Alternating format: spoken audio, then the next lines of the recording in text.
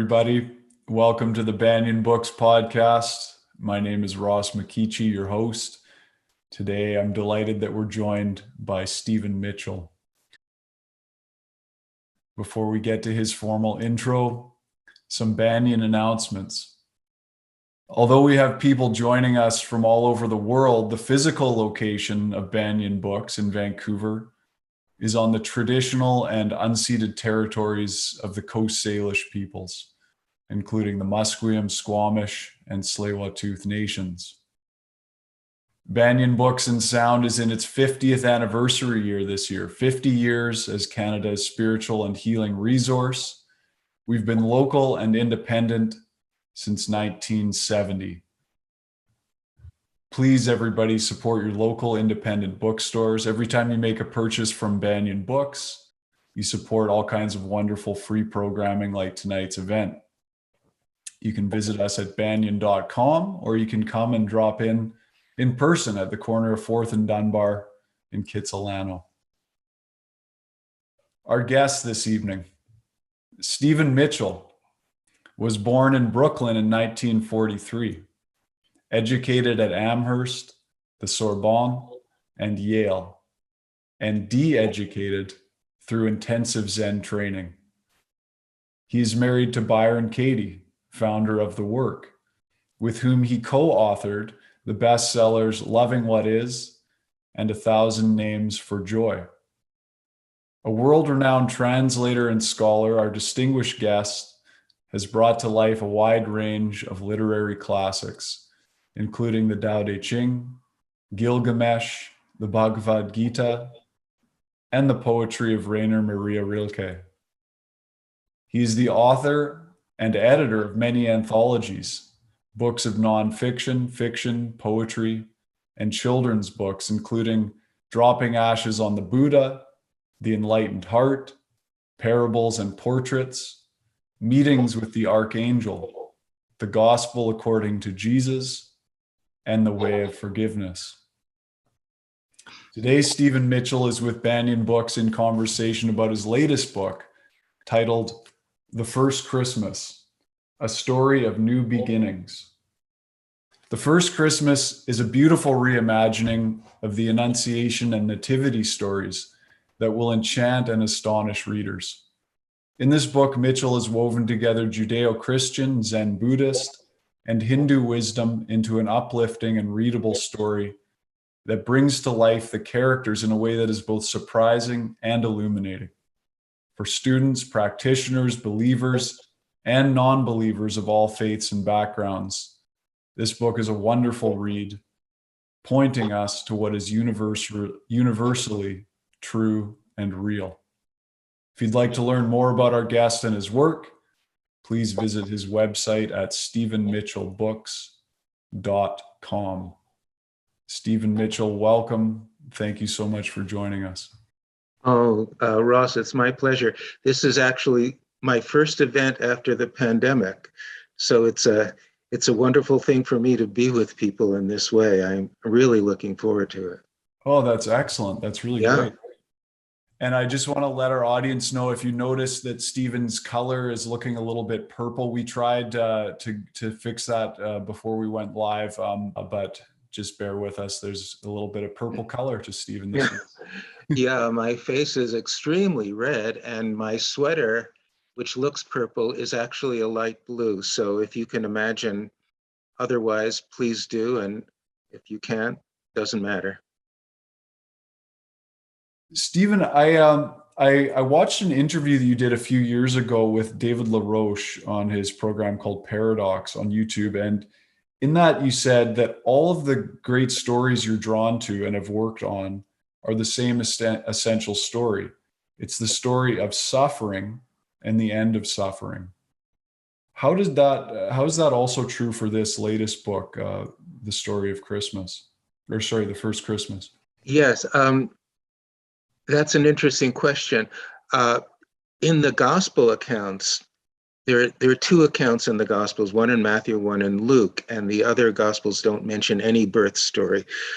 So it's obvious that these are stories that were invented by the two evangelists to answer certain questions that the Christian community was asking at that point in the year 80 or 90 of the Common Era. So you don't get a sense of much suffering in the originals, except for Joseph's predicament. He's suffering greatly from jealousy and disappointment, etc.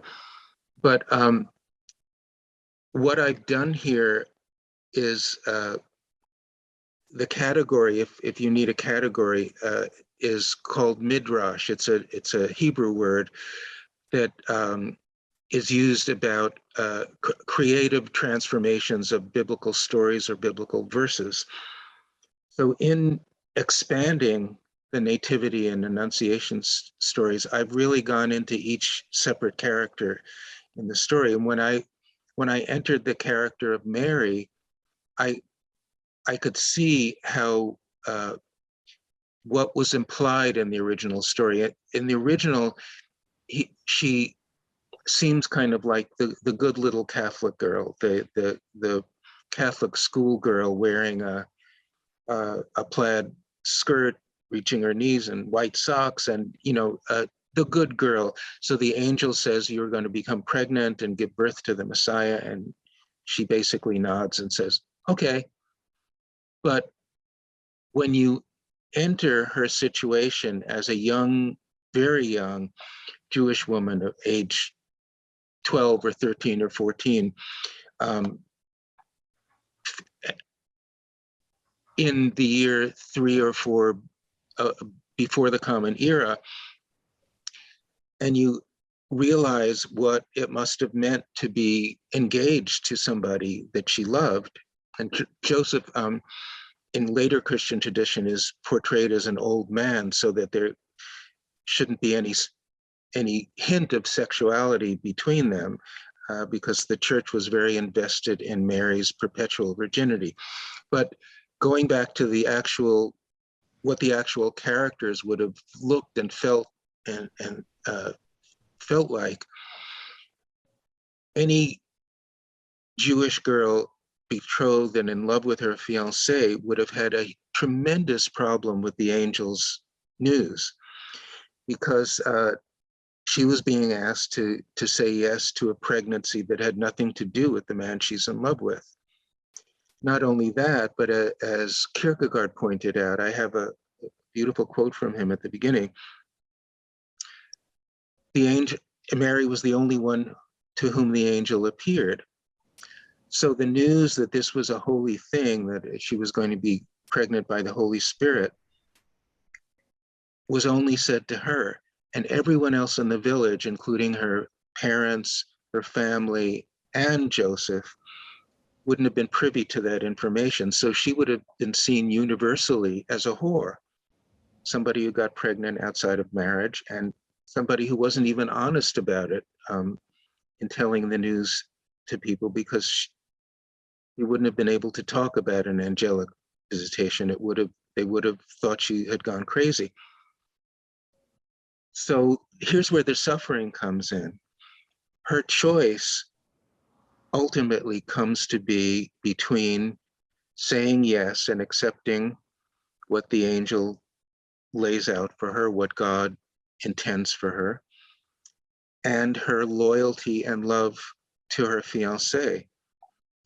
And when she says yes to it at the end of my chapter in this book, she says yes with a full understanding that it's the end of her life as she knows it, that everybody she loves will despise her. And she'll have to leave the town of Nazareth and find a way to earn her living and support the baby, et cetera, because she wouldn't have been able to consider that Joseph could possibly forgive her. She would just assume that this was something unforgivable, and that as a righteous man, he wouldn't even have the desire to forgive her. So that's where the suffering comes in, and the end of suffering as well, because she comes to, being a person of very pure heart, she comes to a place where her will becomes where God's will becomes her will, and she gives herself to it entirely with all the consequences that she's imagining. So that's suffering and the end of suffering. And for all the characters, in one sense, it's true, even for my little visionary donkey at the end of the book, who is very put off by all the angelic visitors who don't nod to her and acknowledge her. So she's a pretty bristly character, and I love ending the book with her. It's a really wonderful cast of characters. And if I can share a quote from the foreword, you said, "In writing this book, I wanted to see where the givens of the Nativity story would lead. My only agenda was to inhabit the characters." How was that process for you? What was the process for you in inhabiting each one of these characters? You really got inside their process that they would have been going through at that time. Yeah, it was a fascinating experience for me. I started with the innkeeper. There is no innkeeper in the gospel stories, although there is an inn. So the fact that there's an inn implies that there's an innkeeper. And I wanted to explore what it would have been like. In most people's imagination, I think, if they think of an innkeeper, he would be a rather nasty man who's refused this beautiful young couple with a very pregnant young woman room at his inn, and they've had to find quarters in a dilapidated stable. But there's no reason to think of him that way. I wanted to give him the benefit of the doubt and imagine him in a Bethlehem overrun by descendants of King David, who all had to go to their ancestral city for the census. Historically, there was no census, but Luke invents a census. So he's has an inn that is full to the corners, to the rafters of these descendants, royal descendants, fictional and real. And he couldn't possibly, as a responsible innkeeper, fit anybody else in. But suddenly, I discovered in the process of writing, he feels a current of sympathy between him and the young man who's at his doorstep. And there's a kind of sense of integrity, a lack of begging, a lack of whining on Joseph's part that really speaks to the innkeeper. And he finds himself suddenly picturing the dilapidated barn at the other end of the inn, and realizing that they can stay there. It's not the most luxurious situation, but they're welcome to it. So there's a kind of compassion and generosity that I discovered in him amidst the very difficult situation of the census. And that was my first experience of entering a character. I was really excited by it because it had never occurred to me to even imagine the predicament of an innkeeper who wasn't mentioned in Luke's gospel. And then my next challenge was the ox. The ox and the donkey are traditional Christmas characters, but there's no mention of them in the gospel stories. But it was great fun to become an ox.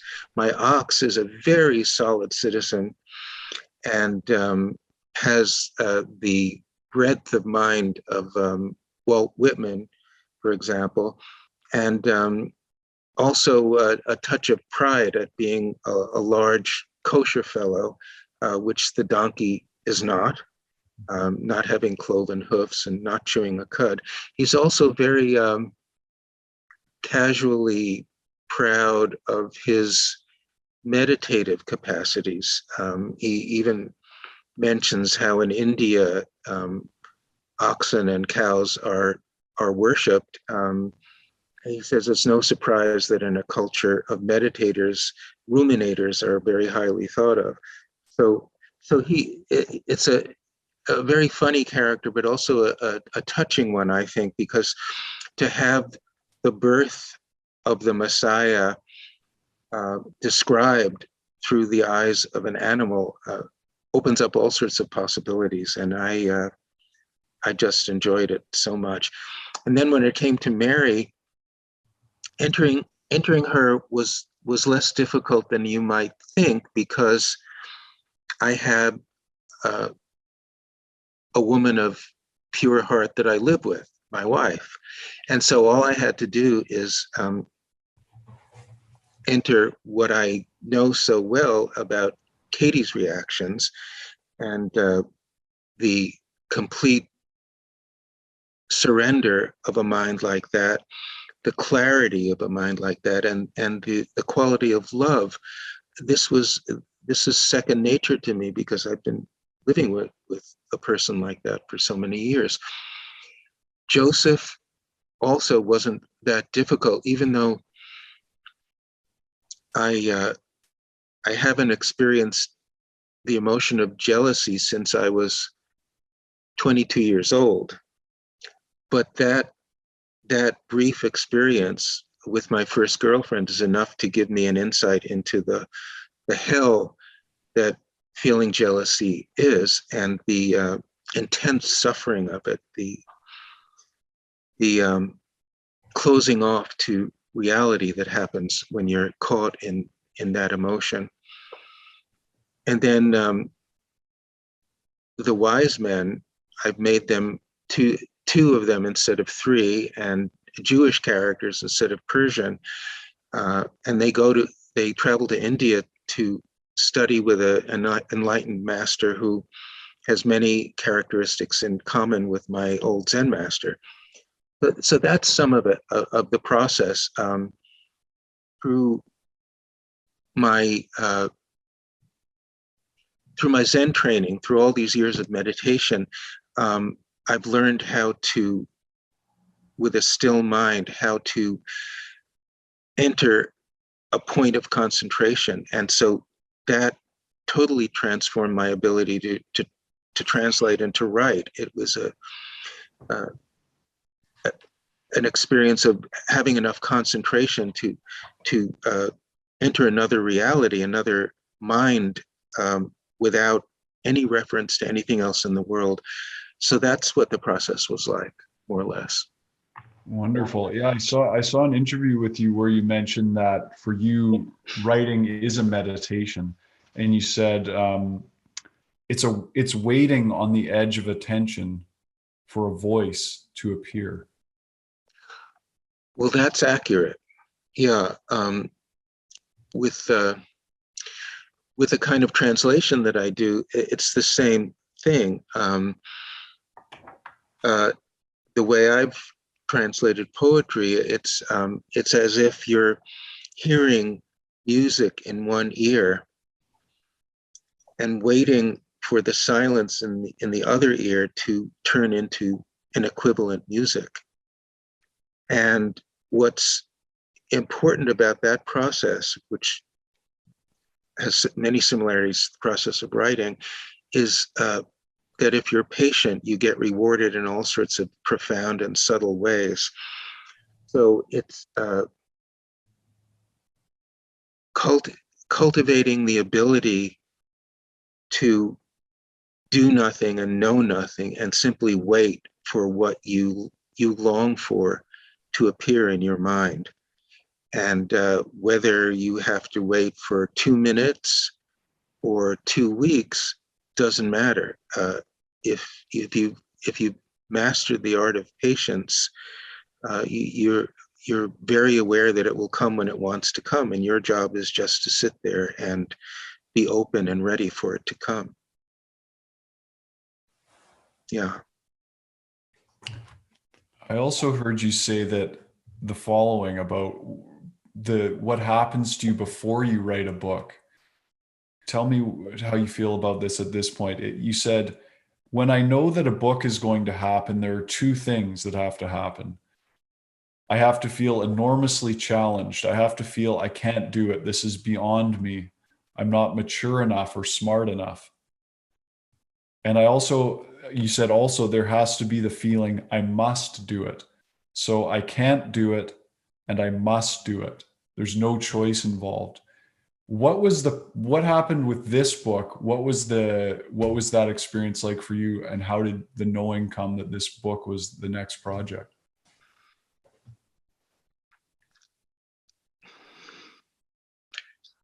I've always been attracted to the Nativity and Annunciation stories since I was a little kid, actually. Um, when I first learned about Christmas as a 9-year-old Jewish child in a Christian school, which took a lot of adjusting. But so it's been a long time love of mine. And when I finished my Joseph book, called The Way of Forgiveness, which is another kind of midrash, an expansion of the story of Joseph and his brothers from Genesis. When I finished that, I was looking around for something else that I could do in that vein, another possible midrash. And somehow I thought of the Nativity story, and it seemed, as you said from that quote, impossible, something way beyond me. But I was so attracted to it. It was almost a kind of erotic emotion, not sexual, but that intense attraction. I thought, well, let me, even though I can't do it, let me try writing a few sentences and see how it goes. And I began with the innkeeper. And after a paragraph of that early chapter, I knew it was genuine for me. There was a great adventure opening up in the words. I had found a tone that I felt was powerful and convincing and authentic, and it sounded like me, although it was a different tone that I had ever written in before. So after that first paragraph, it was clear to me that the book was a book, that it was already written in a sense, and that all I had to do was follow the breadcrumbs. And I had a first draft after 2 or 3 months, actually.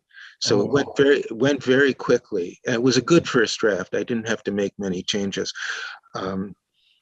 So that knowing occurred not before there were any words. That happens with some of my books, but after there were just a few words, it was very clear, and I couldn't have been more excited. And it reads like, it sounds like it came through really quickly, and it was a fast read too. But what I realize is that there was a lot to take in. It's a profound teaching story. And one thing I think you said in the afterword that your editor had asked you to put more of your own personal voice in it. So that came after the first draft, did it? Those interludes? The interludes, yes. In between each of the chapters, each of the characters' stories, there's what I call an interlude. That didn't exist in the first draft. When I sent the book to my editor, St. Martin's, he said, I like this very much, but I don't love it. I said, well, what would it take for you to love it? And he said, I want to hear more of your authorial voice. And I was very interested in that reaction. Generally, in life and in books, I like to keep out of the spotlight. My wife is the star of the family, and she's very comfortable in the spotlight, and I prefer to be backstage. But in this instance, I was I wanted to honor the insight of my editor, who's a very smart man, and see what he might have been talking about. So in the interlude chapters, I write from the I, who is actually me in certain ways and is not so much me in other ways, because I discovered that there were all sorts of games that I could play with this authorial voice in the interludes that were really interesting, and that might illuminate for the reader certain aspects of the original story and of the expansion as I'm telling it. And so I came to see that he was really right, and that the authorial voice chapters, the interludes, really enrich the book in a lot of ways that the book wouldn't have had otherwise. So that's how that happened. Yeah, it really added a lot, I felt too. It was great. Now, I just want to remind our audience that Stephen will be taking your questions, so please feel free, keep them rolling in. Just click on the Q&A tab at the bottom of your screen on Zoom, and we'll get to as many of those as we can in the last 15 minutes of the conversation here. You said, in my story, angels are reflections of human consciousness. Thus, the forms they take vary in accordance with the spiritual maturity of the observer.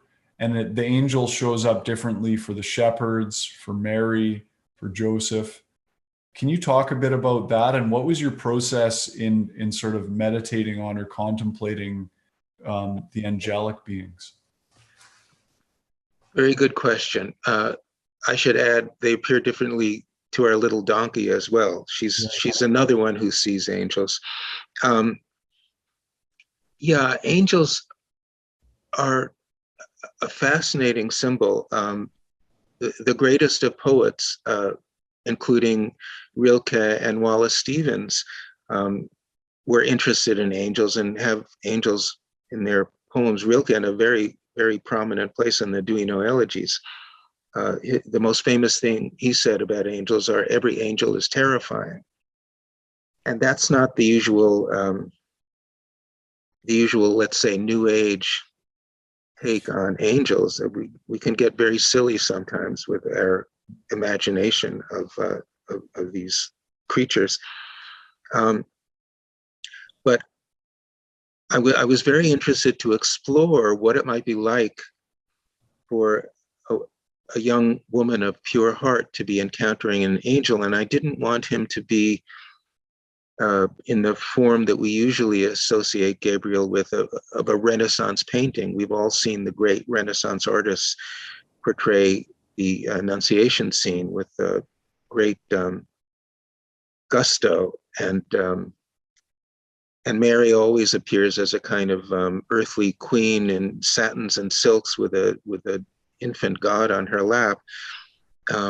Although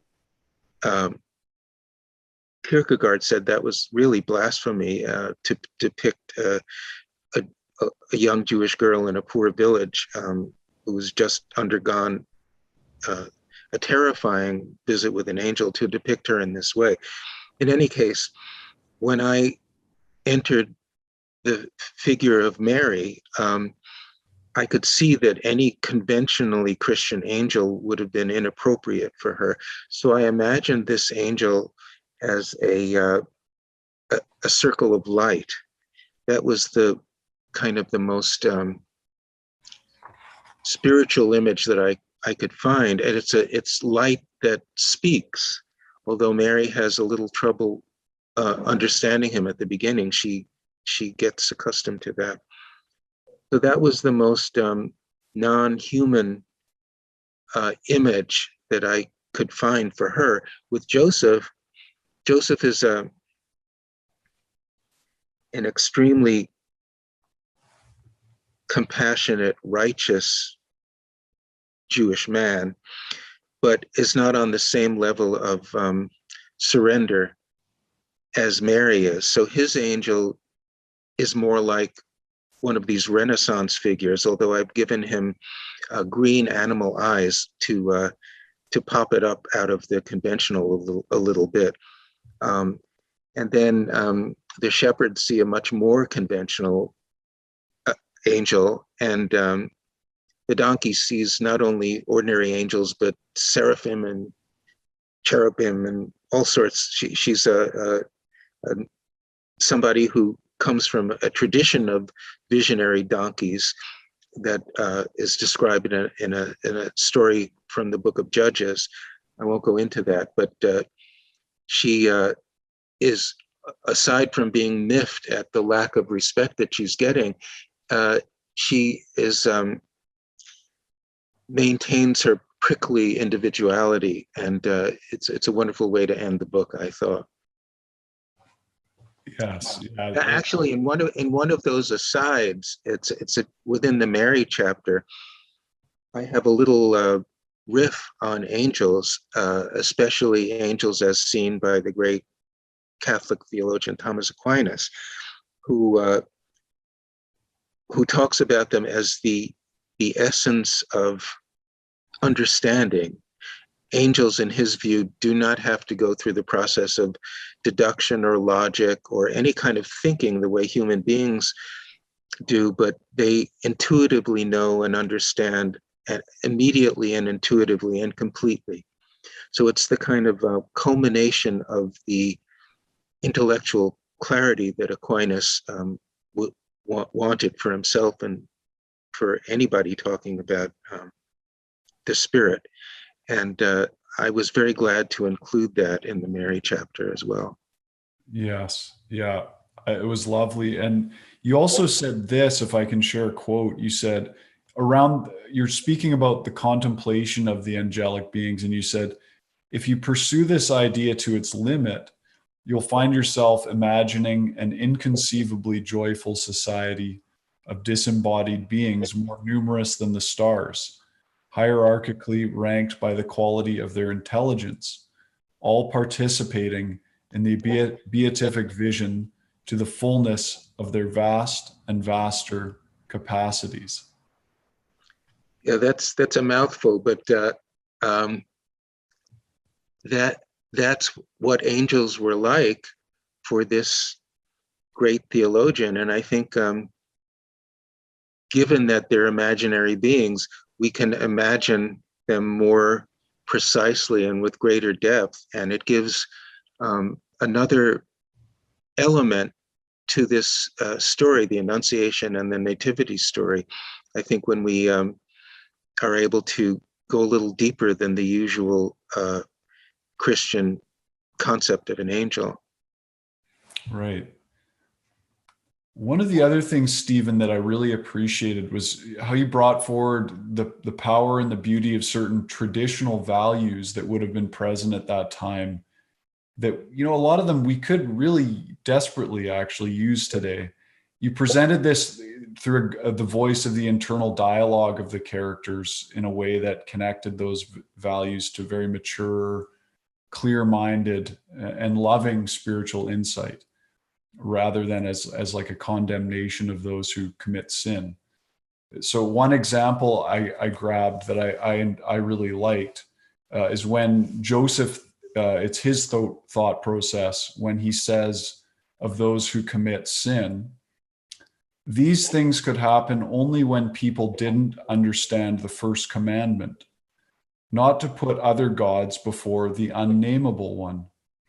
The idol of selfhood was powerful and seductive, and if you separated yourself from God by worshiping it, you walked down a path that led to almost irreparable harm for yourself as well as for others. That really stood out to me. I mean, in this day and age, there's a lot of, self-worship, narcissism, self-obsession, really. Was that something that came into your mind as you were presenting some of these ideas?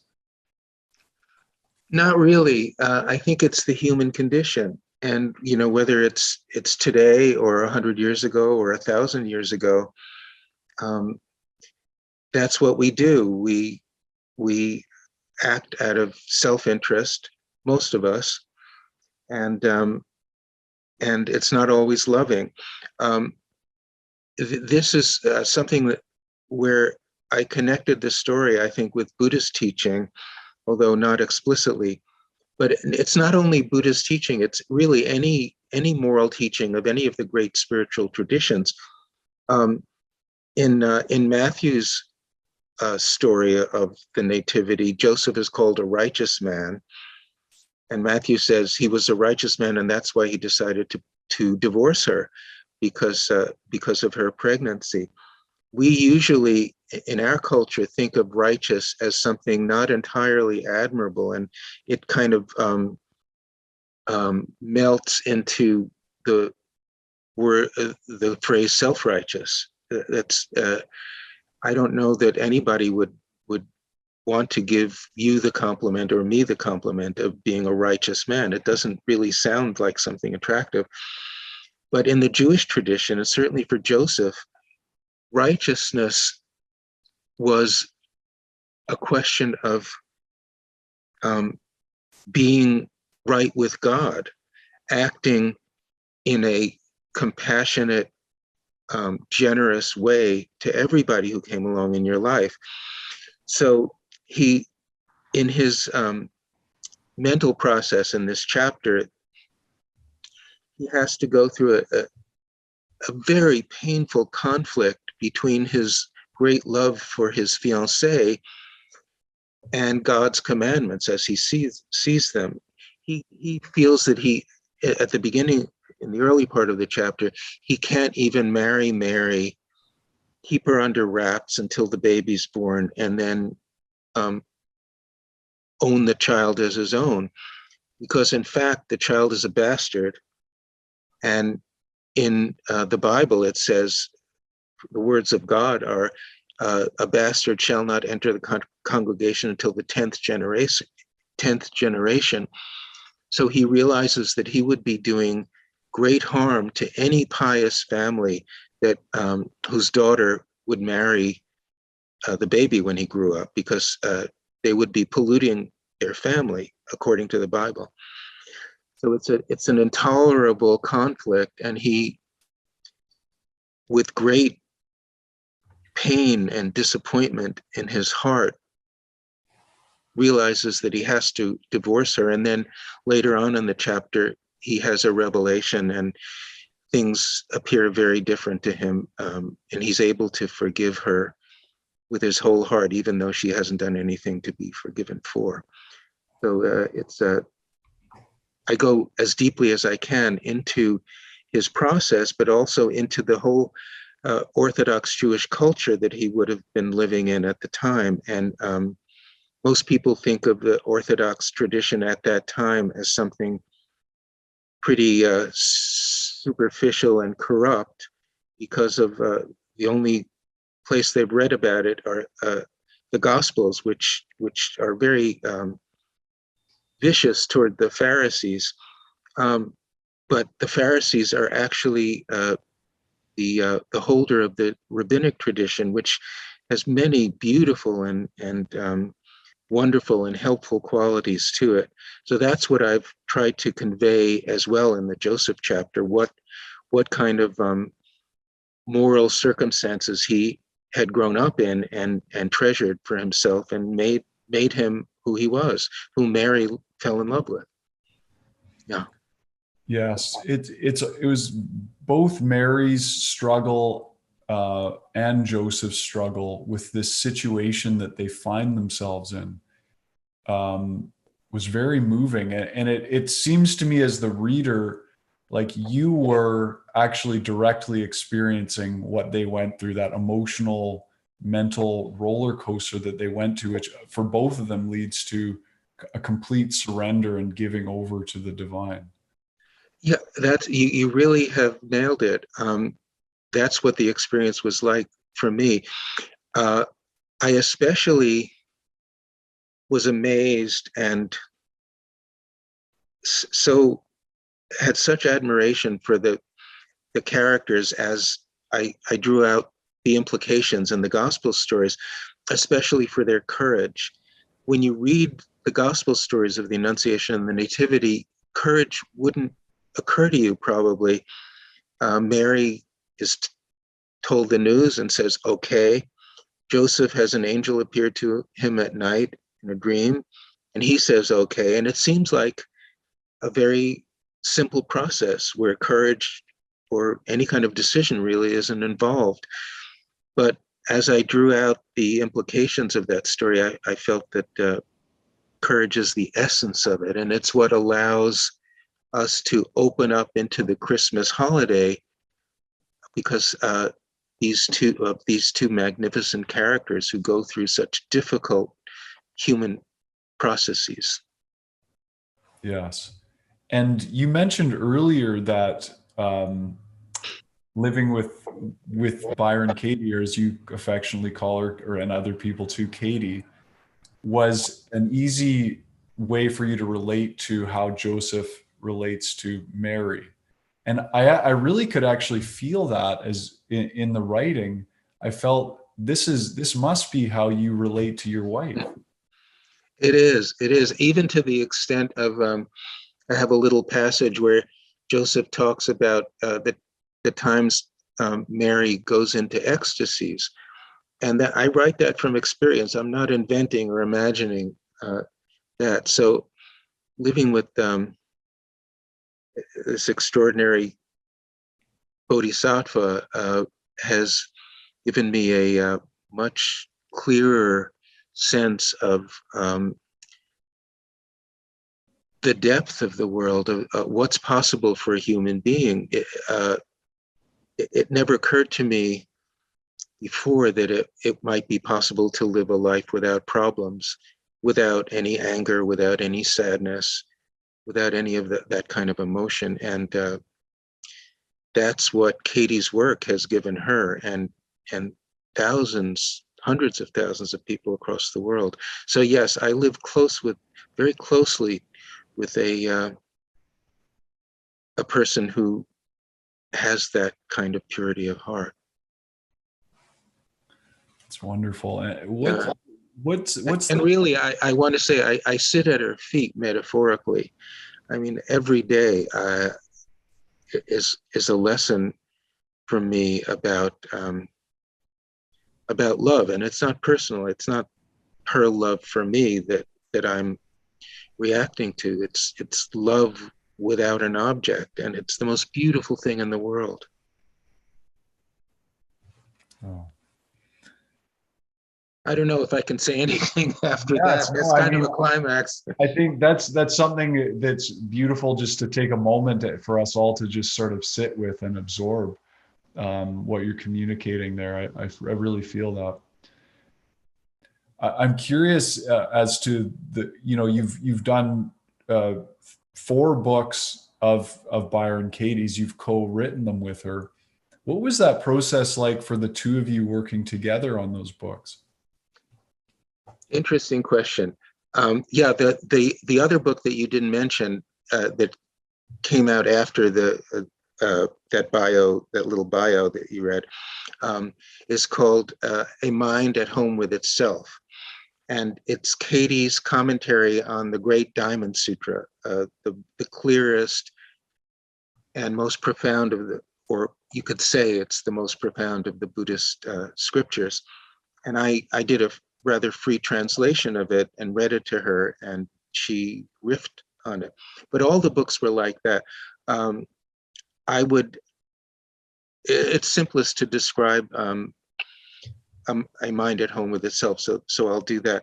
I would read her the passage from the Diamond Sutra and explain whatever needed to be explained about it. It's not the simplest of texts. And then she would start talking and go anywhere she wanted, whatever the passage would suggest to her. And sometimes I would ask her questions or kind of redirect her in a direction that I thought would be helpful to many readers. And so I gathered a lot of raw material that way. And then next I edited it.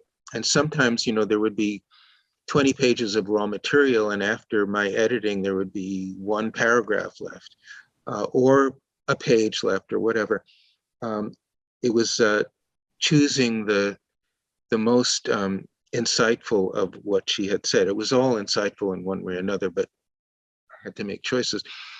And then I would send that edit to her, and she would expand it and change it and and follow the tracks.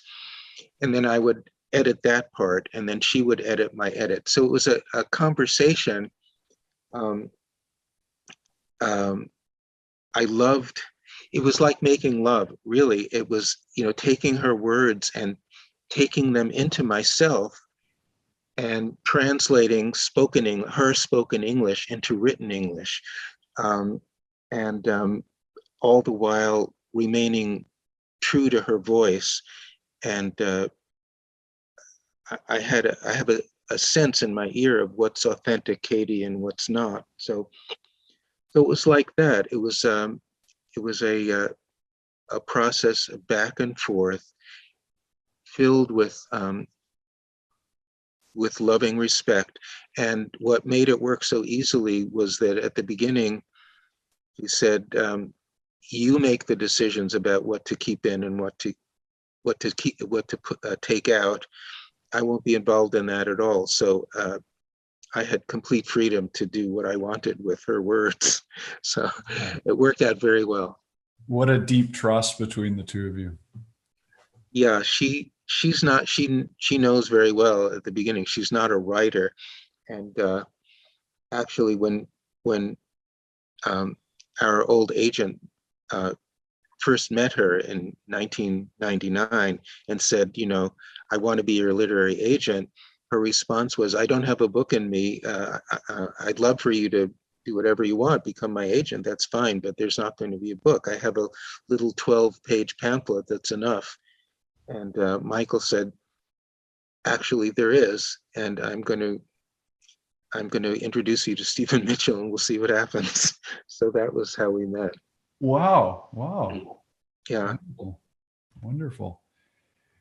We've got some nice audience questions rolling in here, and this one dovetails off what we're talking about. It's from Sarah, who asks, have you or Byron Katie ever had an intuition about having had past lives together? No.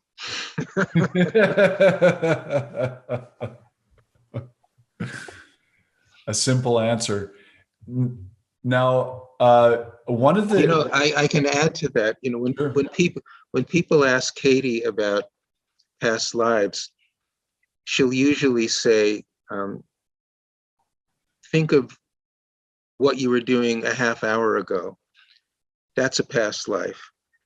Think of what you were doing a year ago." They're all past lives, and they're not quite the same thing as who we are now, which is helpful to a lot of people who are maybe a little too attached to that particular spiritual concept. It's all this continuation, a continuum. Mm-hmm.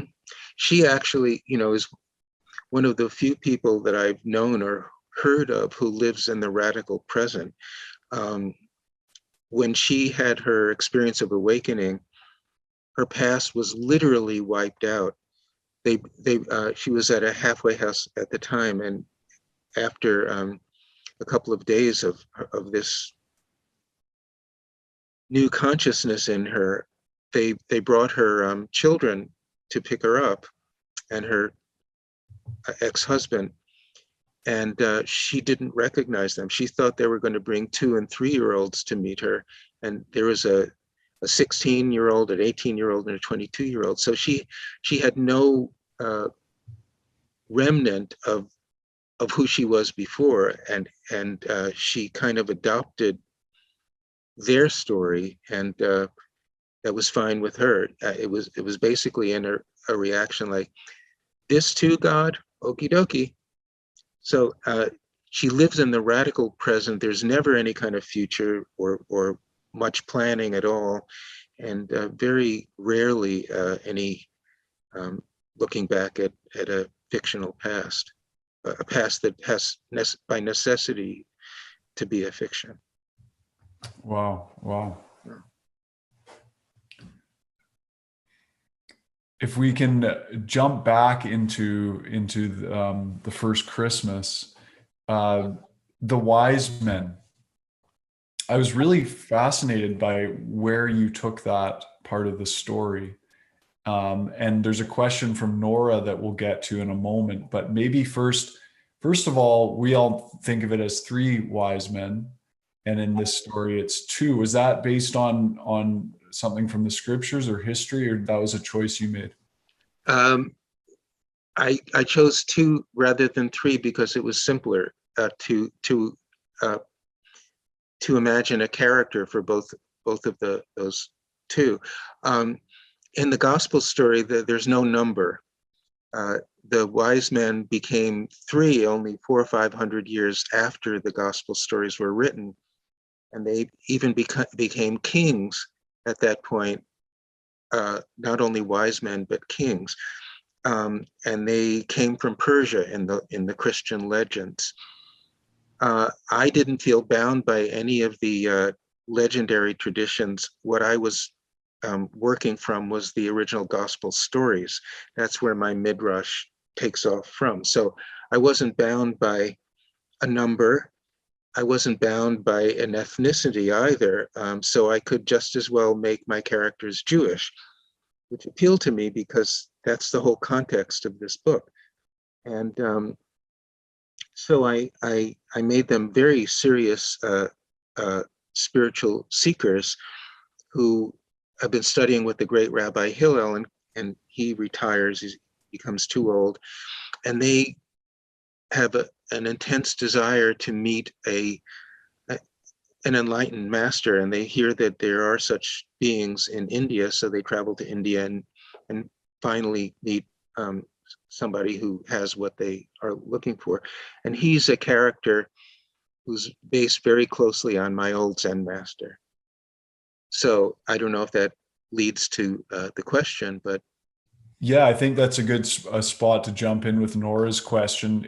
She's wondering, what do you see as the mythic symbolism of the wise men's gifts? oh, I don't. For me, they're gold, frankincense, and myrrh. They're very expensive, so they were a way of the wise men paying tribute to this young couple. But in the book, it's not so much the symbolism of the gifts that the wise men are considering, but the cost. And they figure that if the young couple whom they haven't met yet, they're still in India, if the young couple is poor, then such an elaborate gift might be very helpful to them, although it might not be, because money has its own entanglements. If they're rich, it will be an appropriate tribute. And they decide that they'll go ahead and bring the gold and frankincense and myrrh anyway, and trust that the young couple, if they're poor, will be able to deal with it in a wise enough way. So that's their consideration. I wasn't particularly interested in the symbolism of the gifts, so I didn't go in that direction at all. Thank you. Mm. Maggie is wondering about the interludes that you put in. I don't know if you have a copy of the book with you. I do, yeah. She says I was fascinated by your edition of authorial interludes. Could you please read an excerpt of one of these? Is that something you're able to do for us, Stephen? Well, sure, yeah. Let's see. I might as well just arbitrarily read from the first of the interludes. Sure. Well, it's actually the second. So arbitrarily the second. This is comes after my chapter in the voice of the ox. So here's how I deal with that. It's probably unnecessary to mention this, but I have now stepped out of the ox and back into the authorial I.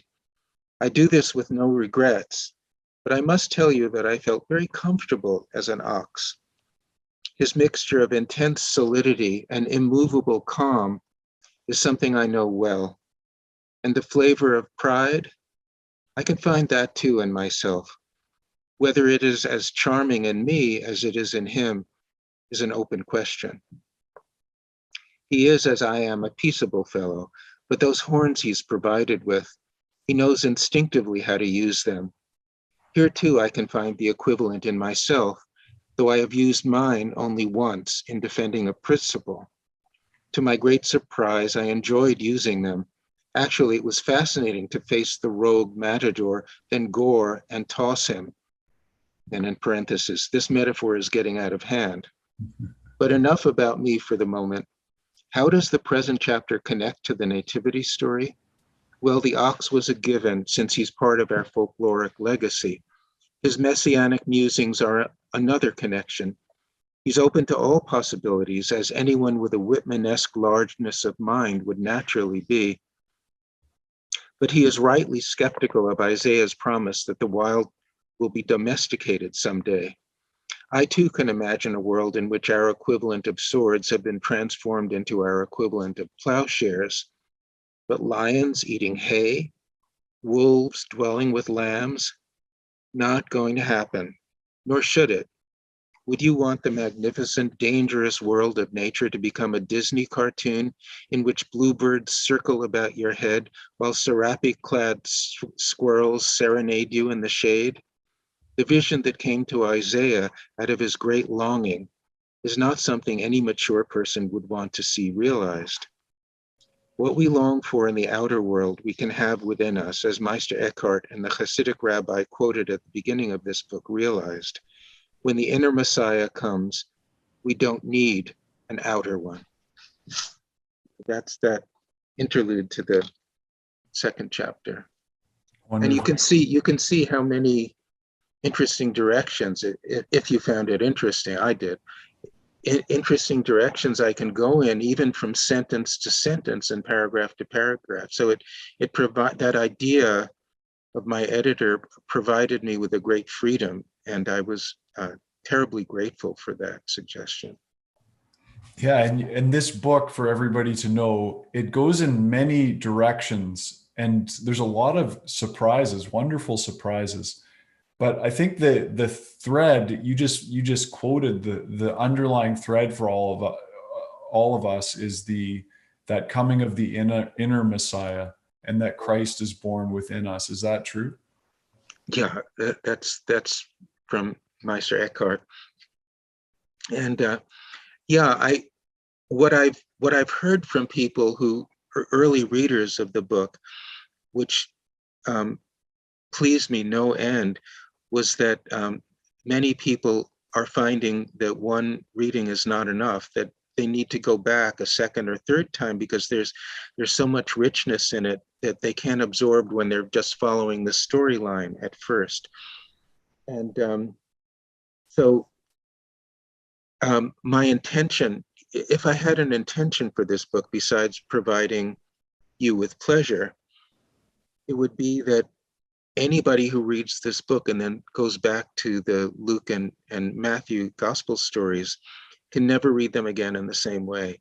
And that our whole attitude toward Christmas has got to be at least very subtly changed from the experience of being immersed in the characters as I've imagined them. I hope that's so. That I would love it if it is.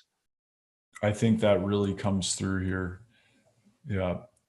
I want to just take a moment to thank everyone in the Banyen Books community for all of your support. And for those of you who are here live, thank you for joining us and submitting your questions for Stephen. A big thanks to everyone on the staff at Banyen Books, Colin Limworth, the founder and owner of Banyen, who's still coming into the shop every day and running things. And Jacob Steele, our producer, who does curates all of Banyen's events and edits all of these podcasts, and he's there behind the scenes for everything that we're doing. Please follow us on YouTube. You can find the Banyen Books in Conversation podcast on video. You can subscribe and turn on notifications so you know when the new videos get posted. Or you can follow us if you want to listen anywhere podcasts are posted: Spotify, Apple Music, and Google Podcasts, including the others. We've been speaking to Stephen Mitchell about his new book, The First Christmas, A Story of New Beginnings. And Stephen, I really want to thank you for taking the time to be with us this evening. Oh, it's my pleasure. And as I said before, it's wonderful being connected with people again after the pandemic. So it's great experience for me. Thank you. Thank you.